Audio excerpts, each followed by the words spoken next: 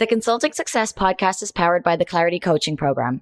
If you'd like to work directly with the Consulting Success team and receive personal coaching and support to optimize and grow your consulting business, marketing, and revenue, visit consultingsuccess.com to find out more and apply. Welcome to the Consulting Success Podcast. I'm your host, Michael Zipursky. In this podcast, we'll dive deep into the world of elite consultants, where you'll learn the strategies, tactics, and mindset to grow a highly profitable and successful consulting business.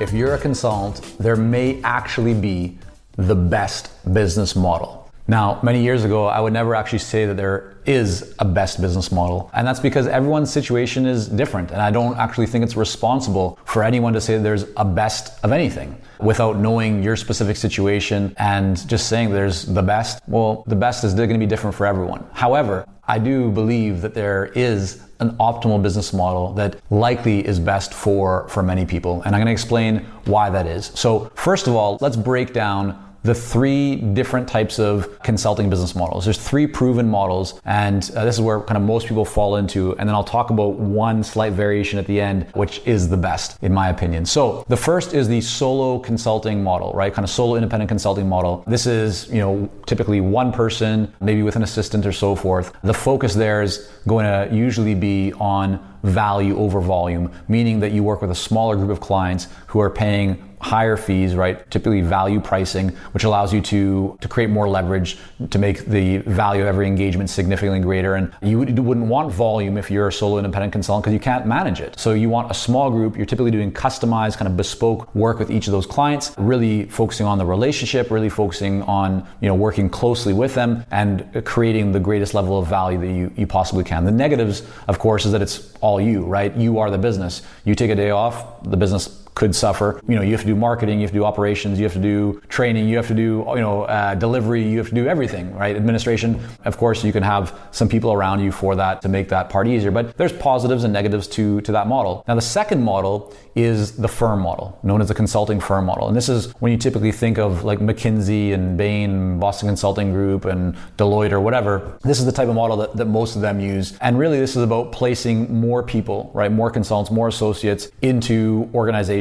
The more people you put in, right, the more you're charging. And of course, there's the margin between what you're paying to that employee and what the company are receiving. And so therefore, the more people that you place, right, the more margin that you're extracting. And so that's the benefit, or that's kind of the model. That's great if you enjoy managing people and having all those moving parts and building up something bigger that potentially you might want to sell one day and having a big impact, right? Because you can spread and kind of work with more organizations. The downside might be is if you don't enjoy the idea of managing people and having to do all the training, the hiring, and the firing, and all, leadership and all that kind of stuff, then that model might not be the right one for you. The third consulting business model that has been proven over many years is the productized kind of model, right? So this is essentially where you take your services, your knowledge, your expertise, and you start to productize it. You turn it into a product, or you turn it into a more defined system and process that allows you to really deliver it in a much more consistent kind of manner. And this is valuable because the pros of this is that you're able to kind of do one thing over and over again and get very good at it. It also means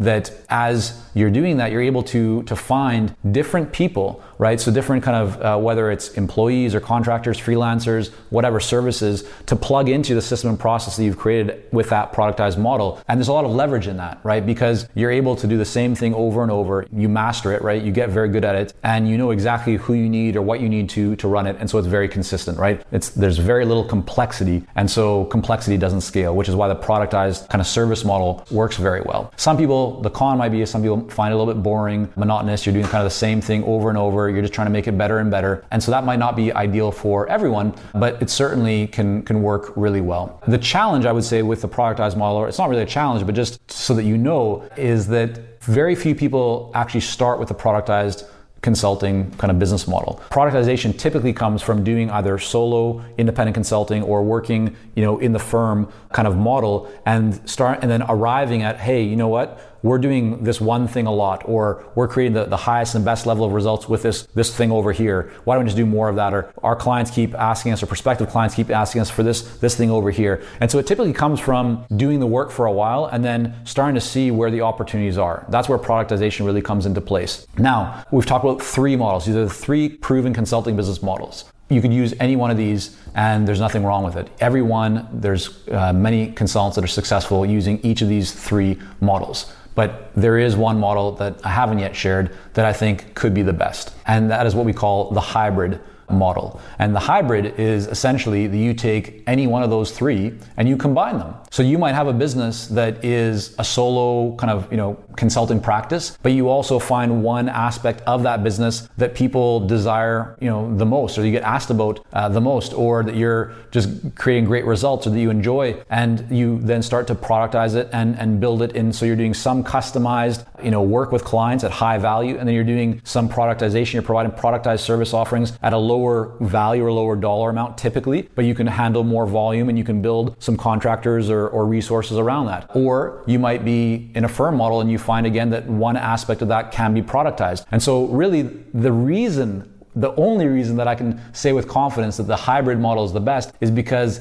it's whatever is best for you, right? You can take the parts of the different models that actually work best for your specific situation, your goals, your strengths, right? And then feed them together to create almost a custom hybrid solution that works for you. So look today at what you're currently doing, what process, you're using, what system, what model, and don't just follow what you see other people doing and think, oh yeah, this person's successful, I should do that too, or the status quo in consulting is this. No. I mean, the beautiful thing about being in business is that you get to create what you want. You can make your business the way that you want it to be. No one can dictate or control how you build your business. Of course, the market has an influence on that, right? Whether they buy and they want what you have to offer, but you can truly structure your business in a way that works for you. If you don't want to travel for work, then structure your business so you don't have to, right? Make it remote. If you want to work with a global audience, you can make that happen. If you don't want to do custom projects and big, long-term kind of massive engagements, don't do that.